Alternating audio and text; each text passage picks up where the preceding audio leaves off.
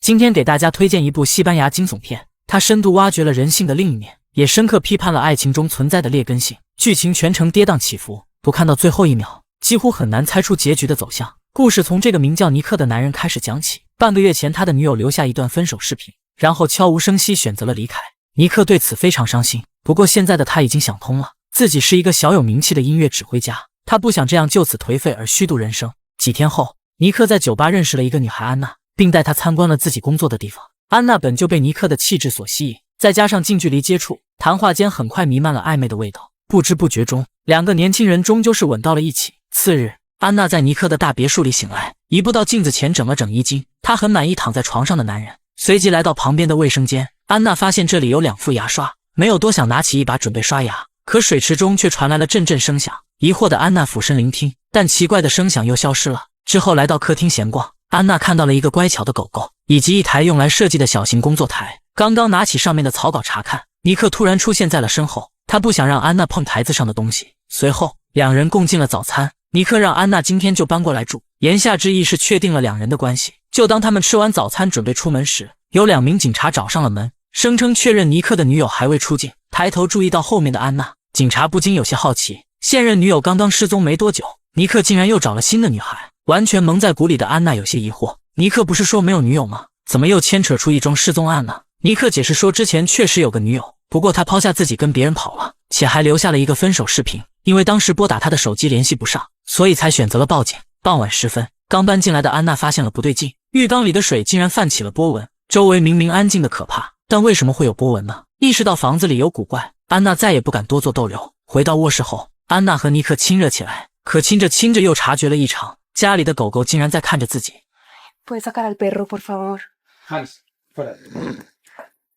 夜晚，在安娜工作的酒吧里，几天前上门的警察找了过来。原来他曾经追求过安娜，但女孩根本不给他机会。妒忌满满的警察嘲讽安娜，终于如愿以偿找了个有钱人。安娜摆出一副反击的姿态，她就是要找个有钱人。第二天，别墅里再次发生了奇怪的事。安娜洗澡时不敢再用浴缸，而是改成了淋浴，但不知道为什么，水温突然变得奇烫无比，以至于让安娜尖叫连连。出来后对着镜子查看，肩膀上果真被烫伤了。这时水池中又传出声响，仔细听就好像有人在大声呼喊。吓坏的安娜瞬间汗毛直立，蹑手蹑脚的想退出卫生间。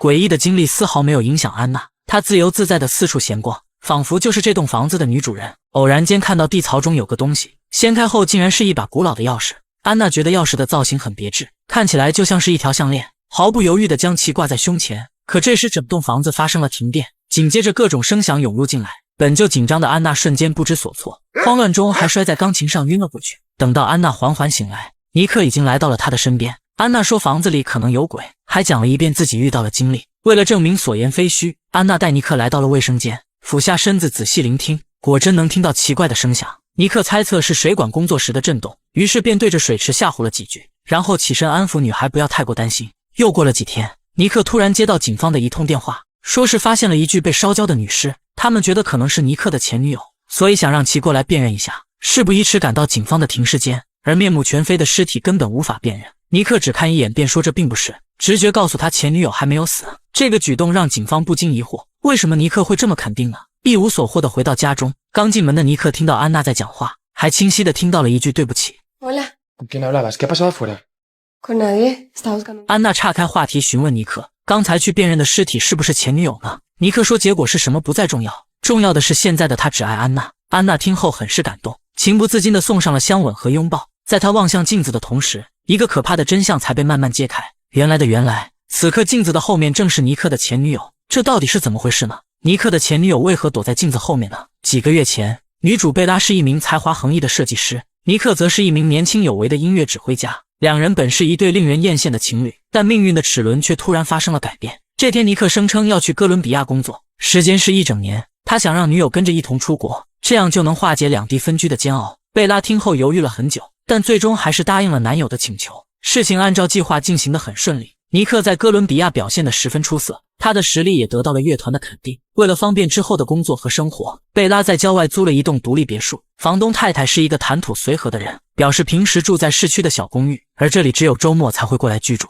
因为1个月后要回德国生活，所以才想着将房子租赁出去。如果贝拉愿意的话，可以随时搬进来住，不过前提是必须照看他的狗狗。听到这里的贝拉欣然接受，坦言自己没有任何问题。稍后时分，贝拉和尼克搬进了别墅，两人还精心布置了属于自己的小窝，看似完美的生活即将步入正轨，可他们却未能心如所愿。次日，贝拉来到乐团想给男友惊喜，但推开门后却是一场惊吓。尼克的房间里竟然坐着一个女人，她是乐团的小提琴手，会时不时的过来找尼克交流。贝拉已经不止一次见过这个女人，第六感告诉她尼克一定存在问题。第二天，贝拉偷偷翻开了男友的手机，正如猜想的一样，手机里果然有数不清的暧昧。怒火中烧的贝拉本想隐忍，但她根本没了心思在做设计。就当尼克准备出门上班时，贝拉强装镇定表达了愤怒。尼克听后承认跟那个女人有过交往，但现在的两人已经没有关系。虽然得到了男友的肯定答复，可贝拉隐约觉得事情并非这般简单。1个月后，房东太太过来和贝拉告别，谈话间聊到了彼此的伴侣。贝拉说自己背井离乡跟随男友，谁知道他竟然跟别的女人打情骂俏。有时候真想不辞而别，或许就能考验男友到底爱不爱自己。当听完贝拉的情感苦恼后，房东太太很是同情，随即说出了自己的一个秘密，表示贝拉可以用来测试男友。原来这栋别墅还有一间密室，它的入口就在卧室书架的后面，插入钥匙转动一圈，旁边的镜子就会变成一扇暗门。依据描述，房东太太的丈夫曾经得罪过人，所以才建造了这间密室。里面不仅能够完全隔音，且所有玻璃都是单向透明的钢板，墙壁上有一个简易发电机，可以维持内部的基本照明。最重要的是，里面还设计了一个扩音器，它能清晰地听到外面的任何动静。除此以外，暗室里还有马桶、休息用的床铺以及洗漱用的水池。房东太太告诉贝拉，这个暗室的秘密只有她知道，希望贝拉不仅能管理好房子，也要妥善做好保密措施。讲到这里，提醒大家看视频时也要保护眼睛，别让眼睛太过疲惫。要是视频看多了，不妨试试左下角汽水音乐里的听抖音功能，支持锁屏播放自动联播，无论是听剧还是听解说都超方便。摸鱼上班两不误，还能让眼睛好好休息放松，赶紧去体验一番吧。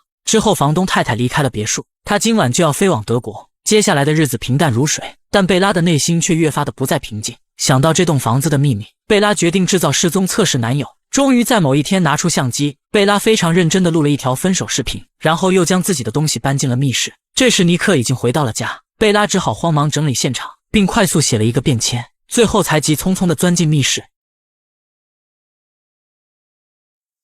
回到家的尼克很快察觉了不对劲，当看完女友的分手视频，尼克赶紧翻看衣柜，而衣柜里的衣服果然没了。这下让躲在密室的贝拉暗自窃喜，她倒要看看失去自己的男友会是什么反应。慌张的尼克来到卫生间查看，发现最常用的手霜竟然没有拿走，猜测女友可能是在吓唬自己，于是连忙拨通了对方的电话，但电话的另一头却无人接听。在确认女友确实已经离开后，尼克愤怒地将花丢在了镜子上。此时的贝拉意识到考验是该停止了，慌忙转身去拿钥匙开门，然而无论他怎么找都未能找到。猛然间脑海里闪过一个画面，原来贝拉刚才将钥匙落在了外面。预感不妙的贝拉急忙拍打玻璃，她多么希望男友能够发现自己。密室的隔音效果非常的好，外面的尼克根本听不到任何动静。贝拉尝试拨打电话，可电话一点信号都没有。之后贝拉又试着撬动门锁，试着用重物敲打玻璃，可拼尽全力也未能发出一丝动静。正所谓不作死就不会死，贝拉亲手为自己打造了一个牢笼。也不知道过了多久，身心力竭的贝拉忽然醒来，她看到男友又返回了卧室。尼克应该是想尽了办法寻找，但他怎么可能会找得到呢？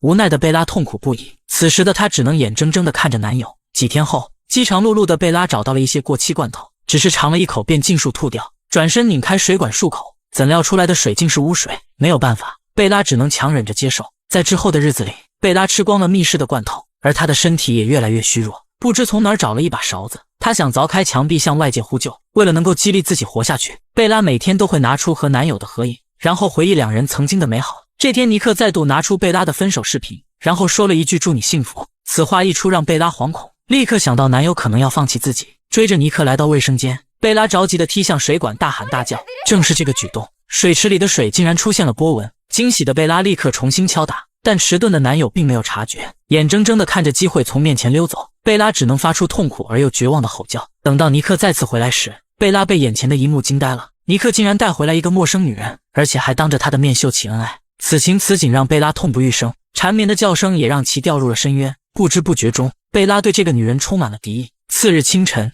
当安娜来到卫生间洗漱时，贝拉隔着玻璃怒骂对方，表示用的牙刷是自己的。幸运的是，安娜竟然听到了贝拉传出的呼救，虽然听不清到底是什么，但让贝拉看到了一丝希望。在接下来的时间里，贝拉用勺子继续挖掘墙壁，可挖着挖着碰到了钢筋，而这个位置正巧是浴缸的底部。贝拉知道再也挖不动了，但也让安娜在洗澡时察觉了古怪。之后贝拉发现密室的阀门可以控制水温，于是坏笑着将洗澡的安娜烫伤。对她来说，这是某种意义上的反击和报复。稍后时分，安娜偶然间发现了钥匙，贝拉也终于看到了希望的曙光。现阶段只要引导安娜找到钥匙孔，那么自己就有获救的可能。然而此时突然断电，惊吓过度的安娜竟然晕了过去。随后尼克回家唤醒安娜，安娜也带她来到了卫生间。隔着一层玻璃，尼克的嘴脸让贝拉再次失望，自己怎么会爱上这样的渣男呢？又过了几天，尼克突然接到警方的一通电话，说是发现了一具被烧焦的女尸。尼克听后准备去趟警局，安娜则留下来等待消息。无聊的来到室外散步，安娜随手向河里丢了一个东西，而水面的涟漪立刻让她恍然大悟。浴缸里的水之所以会发出波纹，一定是有人采用外力造成的。为了验证自己的猜想，安娜在水池里放满水，然后开始了自己的试探。Empieza.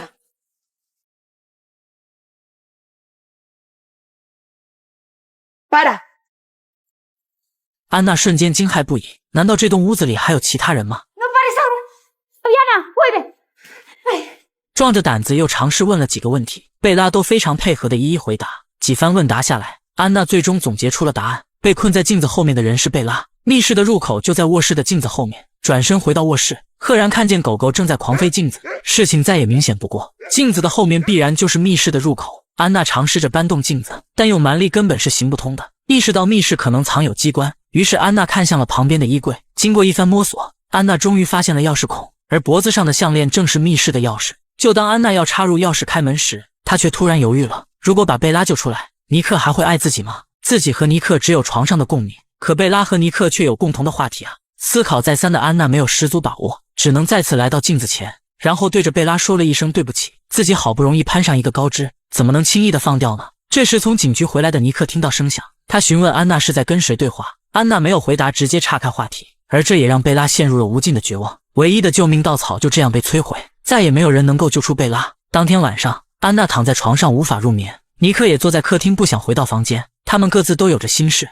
唯独家里的狗狗看穿了一切。第二天，安娜将卧室搬到了另一个房间，然后重新陈列了衣柜的物品。这样做不会再有人发现秘密，因此安娜就可以慢慢成为正派女友。就当她畅想未来的美好时，曾经的追求者敲开了门。他递给安娜一份资料，里面全是尼克和小提琴私会的照片。原来看似专一的尼克实则是个渣男，这下让安娜大彻大悟，自己不过是别人的玩物罢了。她甚至还想为这些虚无的东西害死贝拉。一念及此，跑到卫生间，安娜想问问尼克到底是什么样的人，而贝拉为何会被关进密室呢？镜子后面没有丝毫反应，安娜顿时起了怜悯之心，急忙用钥匙打开密室。一开门就闻到了阵阵恶臭，难道贝拉已经死了吗？怀着忐忑的心步步深入，转眼就看到贝拉正躺在床上一动不动。安娜慌忙蹲下查看，试图摸索脉搏辨别死亡。这时的贝拉突然袭击，一瓶砸下去让安娜瞬间躺倒，紧接着抓起地上的钥匙，贝拉头也不回地拼命向外跑，然后重重地关上了密室的门。看着劫后余生的自己，贝拉不敢置信曾经遭受的折磨，